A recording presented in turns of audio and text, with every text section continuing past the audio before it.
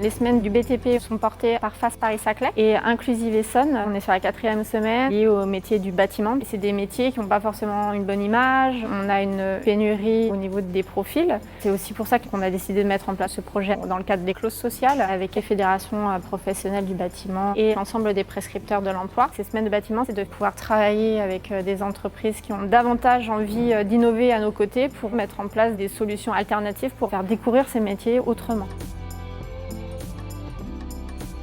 La semaine s'est déroulée sur un chantier SICRA. La première journée, c'est un accueil sécurité, accueil chantier. Afin de bien les accueillir, on a organisé un petit déjeuner. On a présenté l'opération. On a eu aussi un échange avec le RH pour parler un petit peu plus des métiers. Il nous expliquait comment ça se passe sur les terrains. Comment ça allait se passer sur le chantier. Il nous a montré les bâtiments qu'il gérait. Donc on leur a présenté les diverses phases du chantier, un logement totalement fini, et puis les étapes qui sont en amont avant la finition.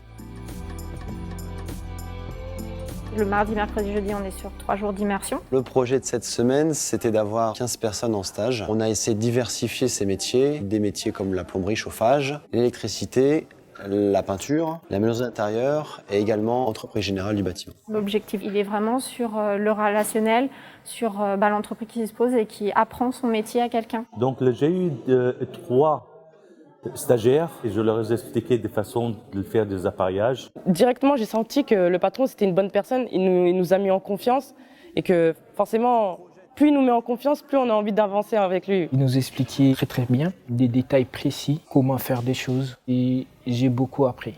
Généralement, les professionnels, ils ont toujours envie d'expliquer leur métier, ça leur tient souvent à cœur. Ils ont cette philosophie de l'apprentissage aussi, de transmission. Et ça fait plaisir de faire transmettre le savoir-faire aux nouvelles générations parce que pour moi, mon avenir, il est derrière moi. Pour eux, leur avenir, il est encore devant eux. Il nous a expliqué que l'électricité, ça évolue de jour en jour.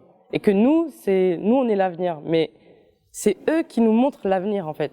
C'est ça que j'aime bien. Il a des mots qui touchent et qui nous poussent à vouloir continuer, en fait.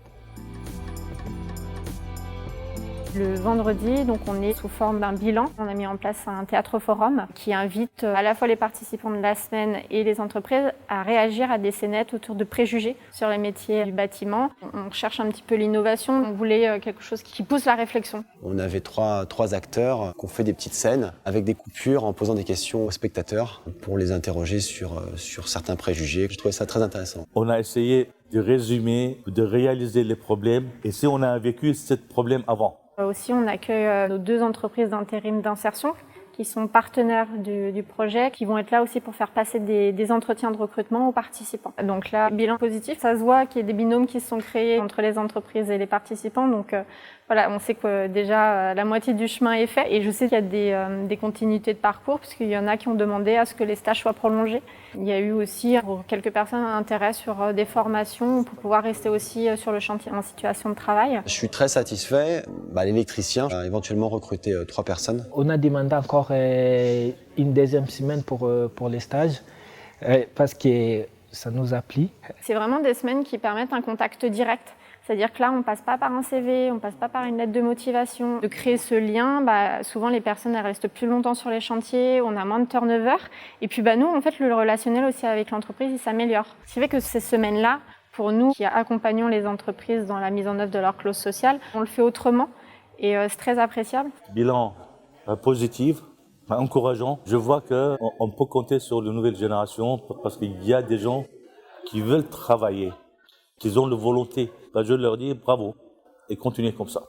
C'était à refaire, je le refais, sans hésiter. Si tu aimes le métier que tu fais, il n'y a rien autour de toi qui peut t'empêcher de le faire. Et continuer à en savoir plus en fait. Cette semaine, je dirais, c'est une semaine inoubliable. Pour moi, je trouve que c'est vraiment important. On travaille vraiment sur l'aspect qualitatif autour de la clause sociale. On a d'autres entreprises qui ont envie aujourd'hui de s'engager avec nous. Idéalement, on aimerait réitérer l'opération en tout cas.